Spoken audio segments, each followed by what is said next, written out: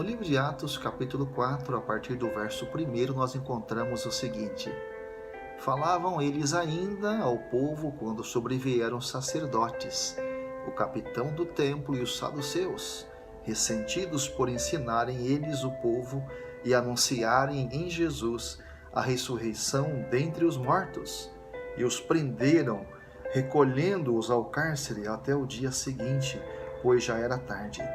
Muitos, porém, dos que ouviram a palavra a aceitaram, subindo um número de homens a quase 5.000. Perceberam? As atividades dos apóstolos interessavam profundamente a estes homens, a estas autoridades judaicas. A notícia da cura do coxo deve ter se espalhado com rapidez pela cidade. E pela primeira vez desde a crucifixão, os líderes do Sinédrio que condenaram o Senhor entraram em contato novamente com o cristianismo. Poucas semanas haviam se passado desde a crucifixão.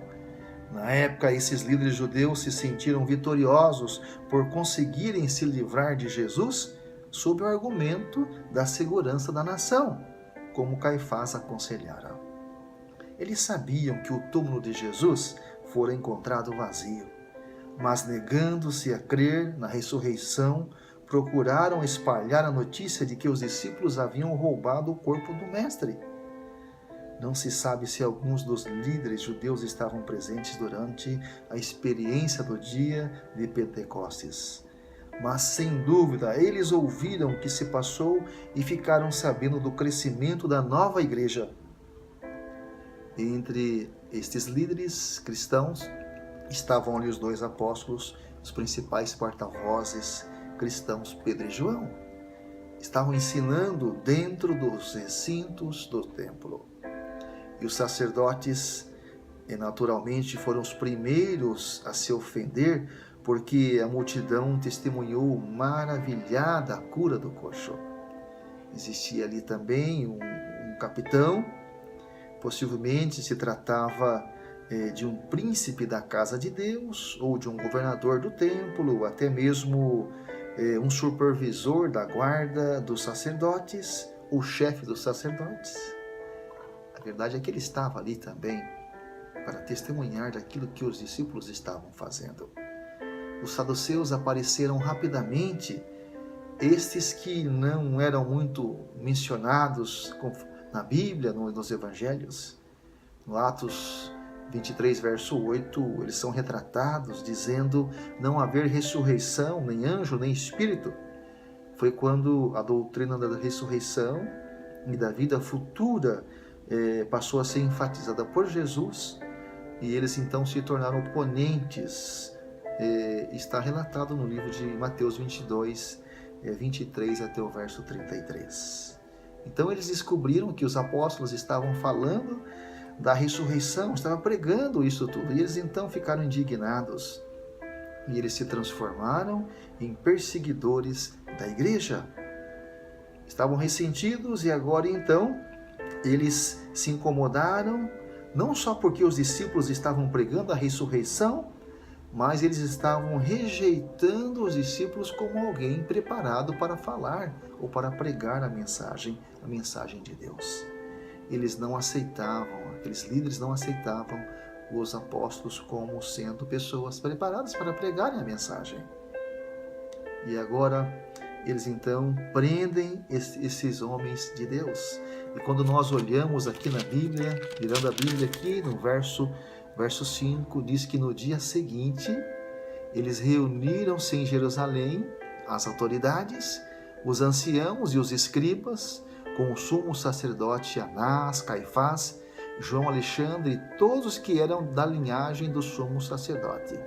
E pondo-os perante eles, o arguiram: com que poder ou em nome de quem fizestes isto?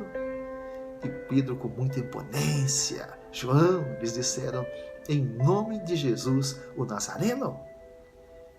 O Deus Espírito Santo nos usou poderosamente a fazermos os milagres que nós fizemos.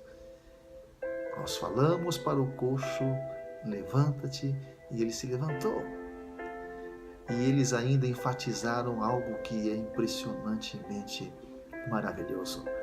No verso 12, eles disseram que não há salvação em nenhum outro, porque abaixo do céu não existe nenhum outro nome dado entre os homens pelo qual importa que sejamos salvos. Que coisa linda! Não existe ninguém que pode salvar o ser humano, a não ser Jesus Cristo. Vejam que é algo para se pensar. Não há salvação em nenhum outro a não ser por Jesus Cristo. E Pedro anuncia que a cura física do coxo é um indicativo exterior do poder de Jesus para a salvação que o paralítico também recebera. As testemunhas oculares deveriam concluir com base no resultado produzido pela ordem anda. O resultado foi maravilhoso. E agora então, a bênção veio e as pessoas estavam maravilhadas. A salvação a que Pedro se referiu era justamente aquilo que as autoridades professavam buscar. A confissão de que Cristo é o único Salvador. Está em conformidade absoluta com o que o próprio Jesus declarou no livro de João 3,16. Porque Deus amou ao mundo de tal maneira que deu o seu Filho único, para que todo aquele que nele crê não pereça, mas tenha a vida eterna. Em João 14,6 ele diz: eu sou o caminho, a verdade e a vida.